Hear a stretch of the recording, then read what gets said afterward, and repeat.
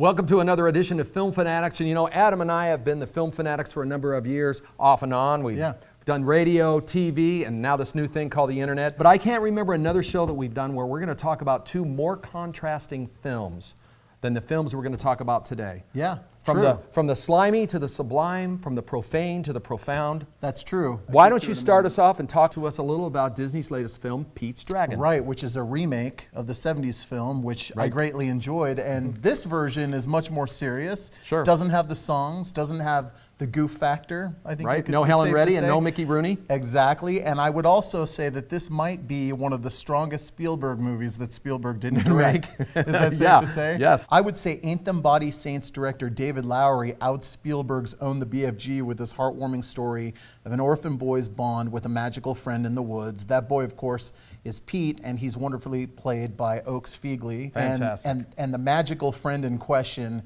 is a fantastical dragon called Elliot. A furry green dragon. You know, we loathe these reimaginings sometimes. Now, I have to admit, I remember the original. It's a kind of a goofy, charming kind of a little I'm movie. nostalgic for it, but I think it might be the age It is more thing. nostalgic. It did have an Academy Award-winning soundtrack, though. Yes, sir. But this is something completely different. This is the way a reimagining should be done. Like Jungle Book. And it's gentle and it's well-paced. It does feature some great actors, including Bryce Dallas Howard and Robert Redford. Yep. This Oakes Fegley kid, he's really, really good. Yeah. It's his first major movie. It's amazing. We loved Pete's Dragon. I say it's one of the best family-friendly films of the summer. It's a pleasant surprise. Right. David Lowery should be definitely proud of himself. In a summer of doldrums, this is one of the better movies of the summer, I would say. I definitely say see it. Now, let's go to the other end of the spectrum. We're going to talk about a movie that is perhaps a little bit different. Unfamily friendly as you can get, which means that Adam probably loved it. While Pete's Dragon embraces the belief in a higher power and faith,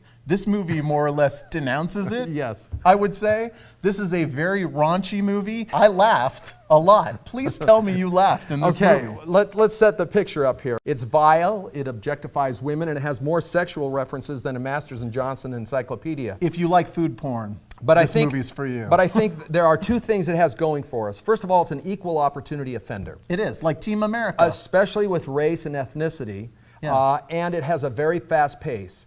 I think it's creative, and there's some interesting, we don't want to spoil too much, but there's some other movie ideas and themes that come in. Oh, for sure. It definitely has a Toy Story vibe. I think we can agree. Yeah, except instead of toys coming to life, it's edible food items with a very colorful vocabulary. Yes, the foodies take revenge against the humans that they find out are killing them. There's a little bit more to it. There's social commentary. The grocery items all sit there dreaming of making it to the great beyond. Right. And they get a rude awakening when they realize the shock behind their actual existence. It takes, definitely takes shots at religion, which is such an easy target. But I really do like the fact that in this day and age of political correctness, it throws that out. I found it creative. I wouldn't say that the animation here is obviously as striking as Pixar, but it's awfully close. Yeah, and it does feel like the animation's really good. It's okay. There is some cool stuff going on here. It really is a movie about the power of strength and unity. I know that sounds funny,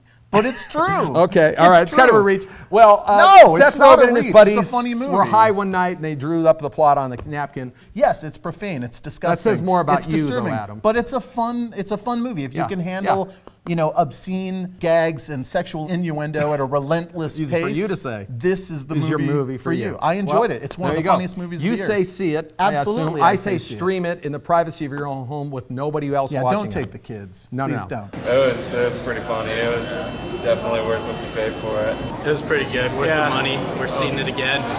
We have just for the ending.